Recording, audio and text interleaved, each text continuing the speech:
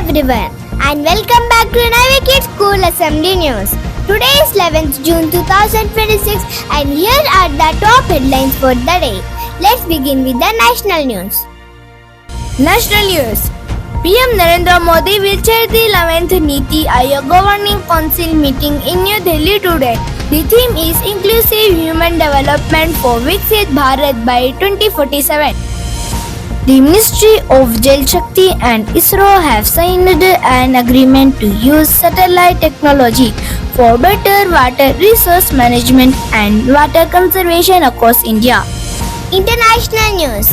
The Forum on Global Human Rights Governance is taking place in Beijing, bringing together representatives from many countries to discuss human rights development and global cooperation.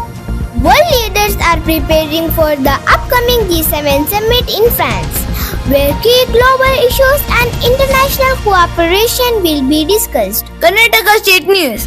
Karnataka Chief Minister D Shivakumar is attending the NITI Aayog meeting in New Delhi today, where Karnataka's development plans and important state issues will be discussed.